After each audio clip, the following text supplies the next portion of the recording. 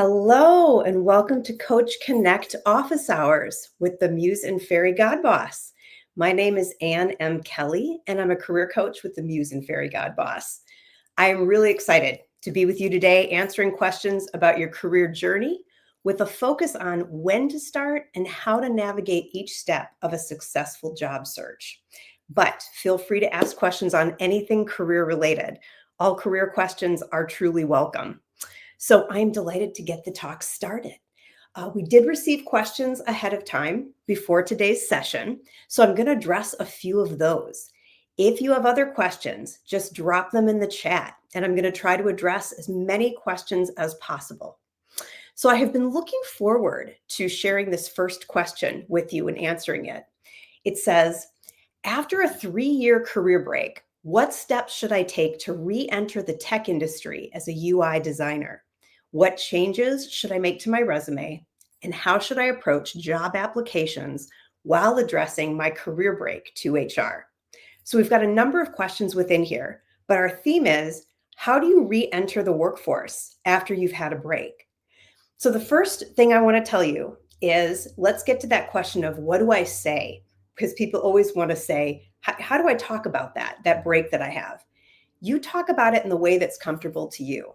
So some people list something like the dates and it's stayed home to take care of family or family commitments to take care of.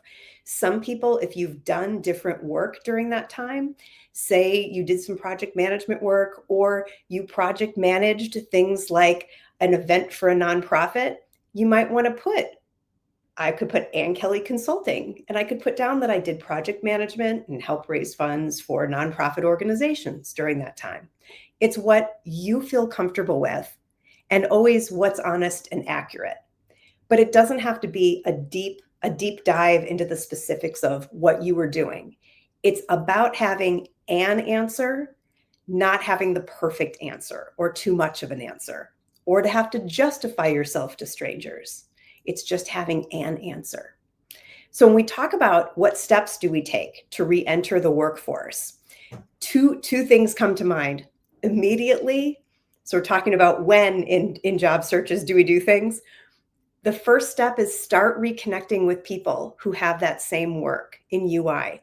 Start connecting with people in tech. Start connecting with people who have that job in corporate and nonprofit settings. So you have multiple places to connect with people. Join professional organizations, go to some of their seminars, see what's out there, but start seeing people again and hearing the language. And that helps you feel good about it. Because rather than that fear of, oh gosh, are my skills antiquated? Trust me, they're not. You will go back in and you're going to say, oh, that's interesting. I thought more would have changed in the 3 years that I was absent. The other thing with that is it's not bad to take something online, some refresher course that you can take in UI, or something that right now I would look for something that talks about AI and UI and see if there's something you can take so your resume can say 2025 certificate in AI and UI.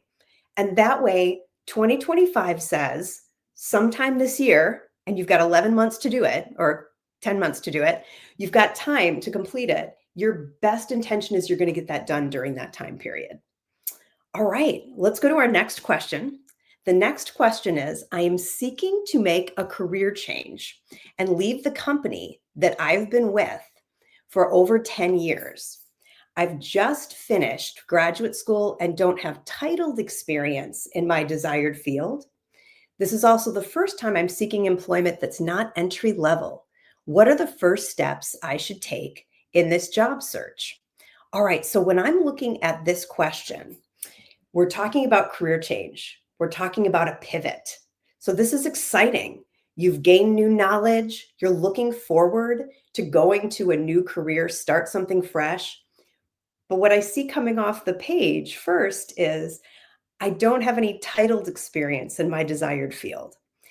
I'm going to guess that that means you do have some experience. Maybe it's through internship, or maybe it's through projects that you did through school or independently.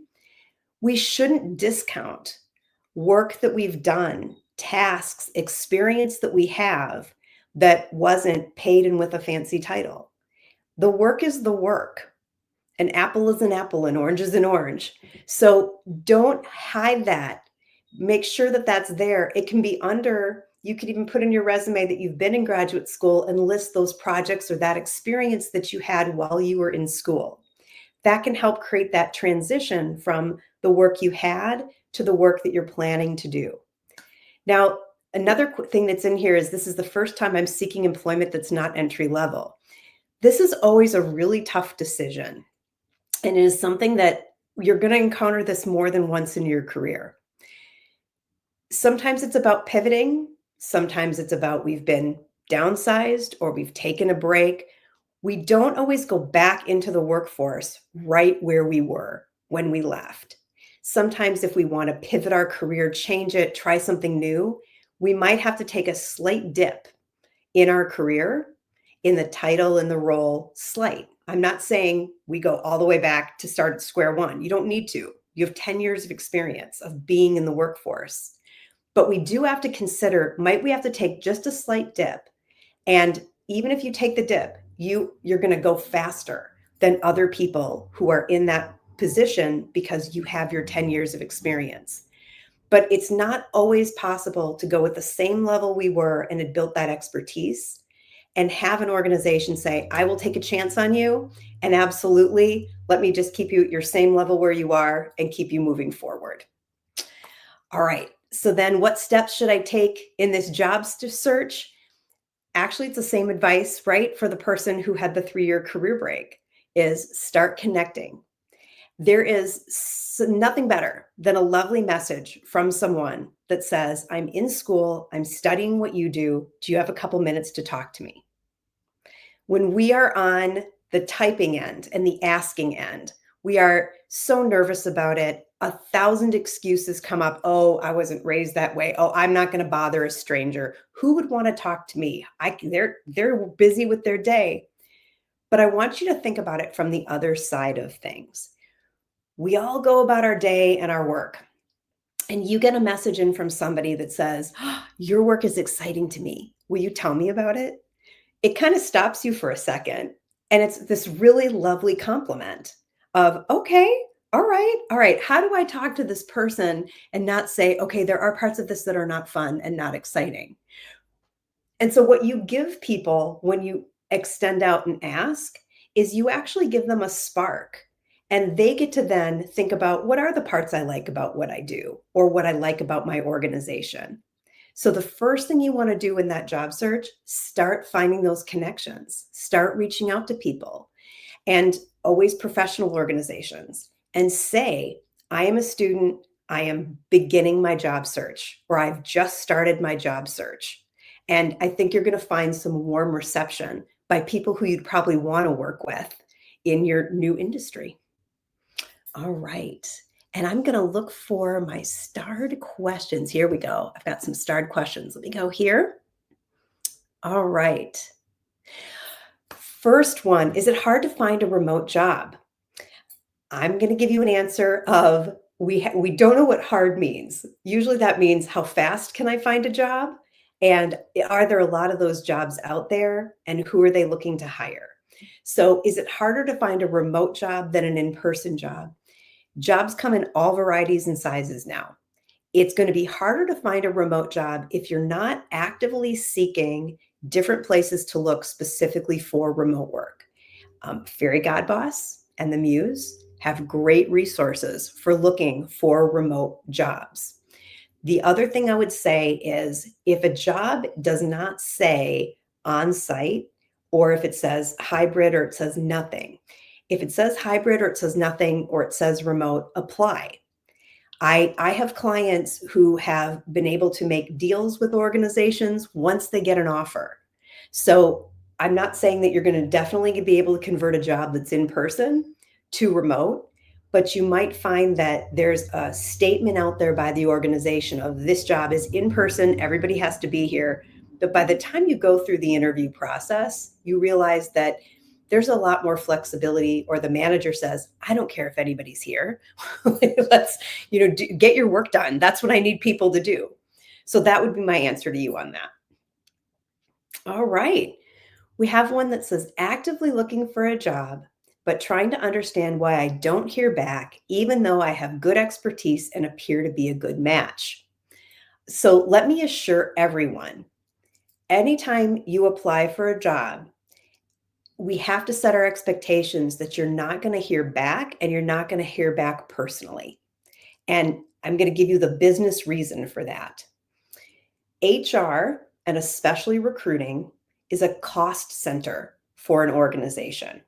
So that means they don't produce income for the organization. So if you were putting money and setting a budget throughout an organization, you probably are not going to make your HR and your recruiting department as resource rich as they might want to be.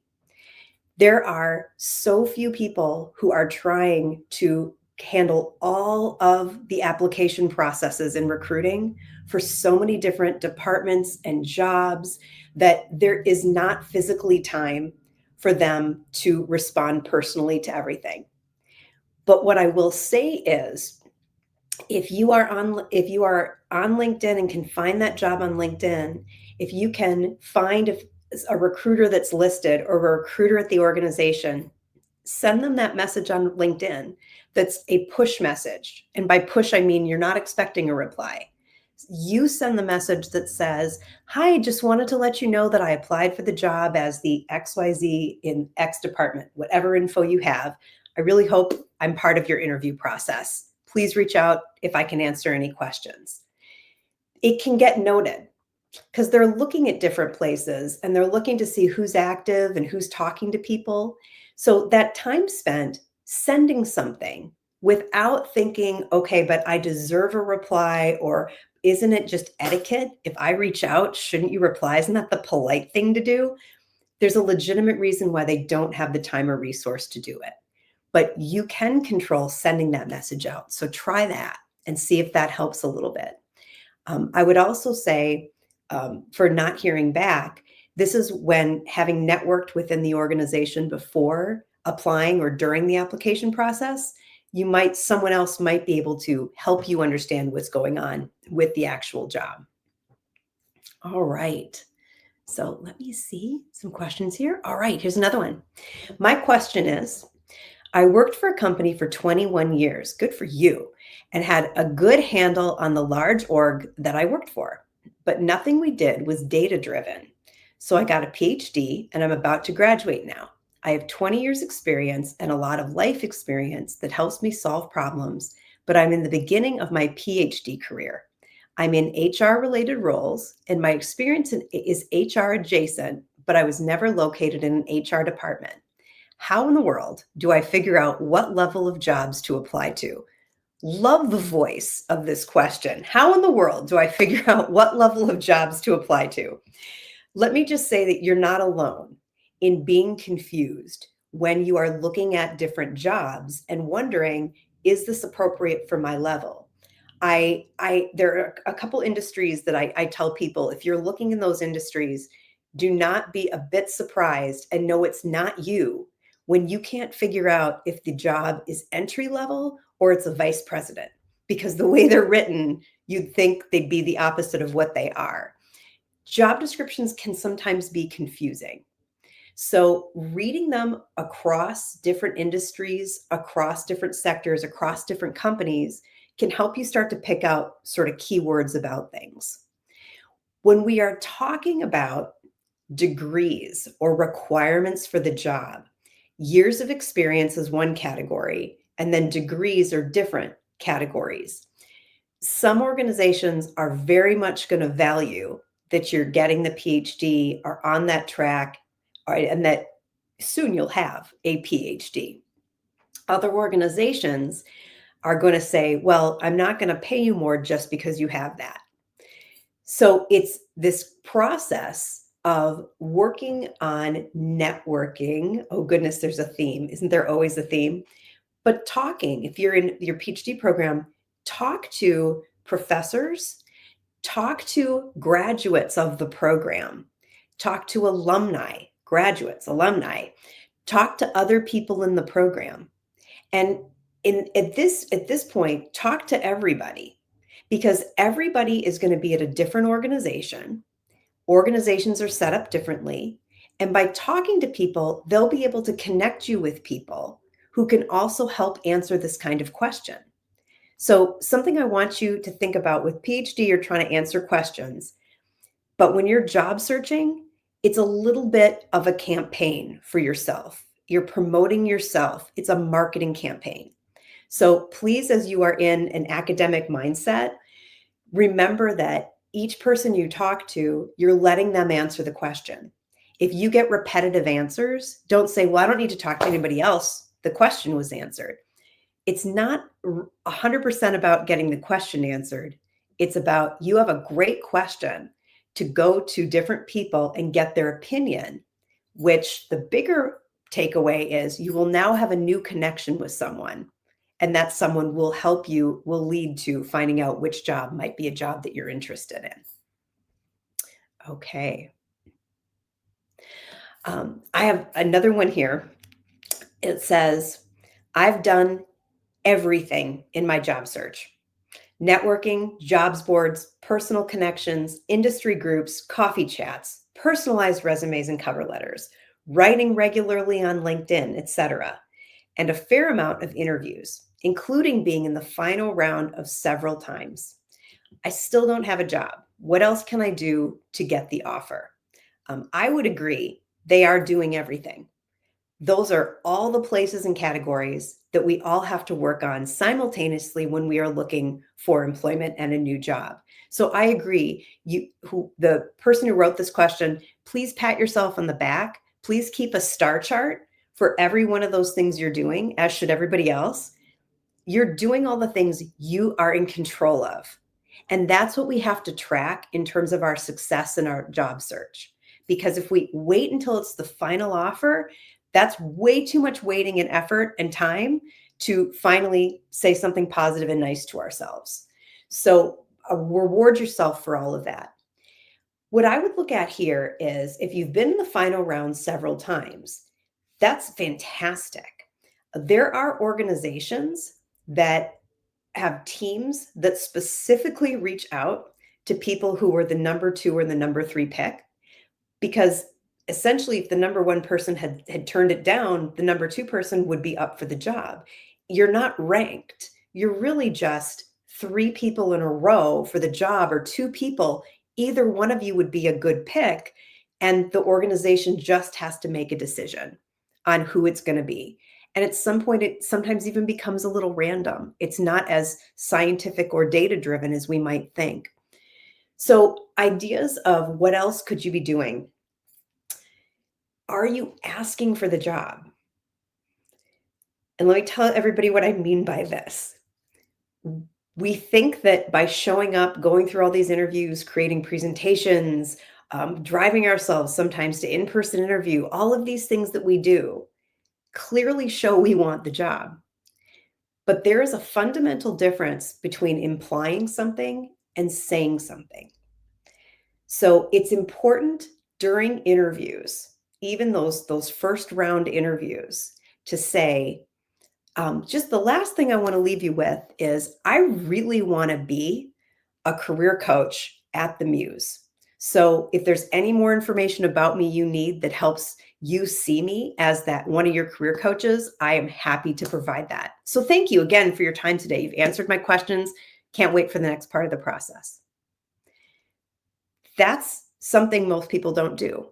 They literally don't say the words, I want to be the insert title here at name of organization.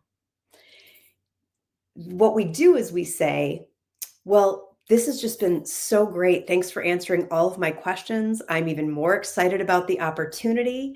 Thank you for letting me know that you'll get back to people starting next week. I really, really hope that I hear from you, and I hope that I move forward in the process. Or I really want to be a career coach at the Muse. So again, thank you so much. I really look forward to the next steps of the process, and I really hope that I am working alongside you one day at the Muse. So that is the one thing I'd say, potentially try it if you haven't tried that. Otherwise, keep going with what you're doing It does all work, and it will be there. Something will come through. All right, let's see. All right, actively looking for a job. Getting to recruiter screens from cold applications seems to be a lot slower to schedule than in previous job searches, maybe 3 years ago. What's an appropriate level slash frequency of follow up when you were told that an interview would be scheduled but hasn't been yet? And at what point do you think it's not worth continuing to follow up?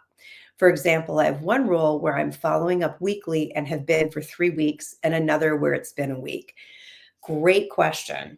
So there are always differences between, is this a recruiter, a person whose job it is to set up these interviews, or is this any one of us who are asked to also conduct a job search while we're doing all of our regular work duties? I love that you're already on that path of happy to follow up. And I think that's always important, is to think about, it's right to follow up because we're trying to be helpful. And it gives you an ability to demonstrate, if I worked for you, I'm not just going to sit back and say, oh, you never told me that. I am going to go and proactively pursue answers to questions and keep things moving forward in your organization. So the question of, at what point, though, do you kind of give up? Do you kind of take a break? What do you do with this? I think I like what you said about one of them. It's been for 3 weeks, you've sent something. Let's go to try 3 times. And then I think a final message would just be, this will be my final message. So I'm not bothering you about setting up the interview, but I'm still so excited about this. Can't wait to do it. Please let me know how I can help. That's what I think. And then that way you wouldn't have to keep sending them. And then it doesn't sound like you kind of dropped off or they aren't sure. For one of them where it's only been a week, I would let's do the 3 and you're out. All right. So one question I have is, how do I get past HR interviews to the GC or VP of finance in smaller companies? One of the advantages with smaller companies is it's sometimes pretty easy to figure out who works there. Between LinkedIn and often just their websites, you can get names of people. The ideal situation is being able to reach out directly to them. So it's not that we are being disrespectful to a process or to HR, but it's very appropriate and it's okay for you to send a message to a GC or VP in finance or another field, and just say, again, a push message to say, just wanted to introduce myself. I've applied for the XYZ position. I really am looking forward to the interview process and getting to know the organization better. I wouldn't attach a resume because it's a little forward to do that. And if you don't attach it, sometimes people like that you didn't attach it and then they reply. You get an opportunity for them to reply asking to see it. Again, don't expect a response, but don't assume that they didn't see that you sent them something. They might just say, oh, hey, HR, and they forward it to HR and say, hey, this person reached out to me, if that's helpful. You could, if it's a small company, if you think the company is in person, go back old school. There's this stuff that's made out of trees. And then there's this other stuff that you can use to write on it. It's really interesting. It's called paper and pen. And then there's this thing where I have one outside my house. And if you put a letter in it, it magically disappears and gets delivered to the other place. So snail mail, right? We never use snail mail. You can really break through by putting something in the mail. So it would be totally appropriate then to send a note, a cover letter that says, I'm sending this directly to you. I'm very excited to have applied for the position of XYZ at your company. I will patiently wait while the process unfolds. So make sure this is not like, I'm going to be talking to you every week and I'm going to be sending you letters and I'm going to be asking what's going on. We want to make sure that it's just trying to put this in front of you so it's helpful. All right. I have one that I do want to talk about that came in that says, I've spent the last 10 years in DEI work at independent schools. Taking into consideration the current climate may dictate that I pivot and focus on another career. thoughts. Let me say, if you are doing work that truly resonates with you, that you really love, always pause before you want to switch jobs or industry because of some external factor. The reason I say that is because I love being a coach, but there are places where I don't enjoy being a coach. So I love being a coach in the work I do, and every time I'm coaching someone, I'm delighted. It's such wonderful, wonderful work. But there are organizations where being part of that organization wouldn't be the right fit for me. So really think about if this is an organizational fit, or is this about, are you looking to do something different? Sometimes something is put in front of us and it makes us realize, well, maybe I'm ready to do something different. But definitely don't let anything push you out of work that you enjoy doing. Around DEI, this has been named many things over, I have a very long career. It's been called many different things. It has existed for a very long time. So it is work that is not going to fade into oblivion. It is important work, and it is work that will be there. It just might be that you want to look for different places where the work may be going on, and it may read a little differently for a while, for a little bit. This is not uncommon. The job that I had early in my career in advertising, that title doesn't exist. When I go to marketing events and I say what I was, people stare at me blankly if they're under 30 years old, because it doesn't exist anymore. So sometimes we have to update language or just use different language, but we're still doing the fundamentally the same work that we do. All right. Let me do one more. Oh, just laid off from a corporate job. Seems like a good window of opportunity to tend to my startup full time. It excites me that I get to build something from the ground up, but reasonably speaking, I will need to have a job in 3 months. How should I position my LinkedIn profile, as a founder or a job seeker? Job searches can definitely take 3 months, often longer. So, what I would say is, if you need that job search, you want to lead with, you are a job seeker. The idea that you have the startup, or I'm sorry, yes, startup is really exciting.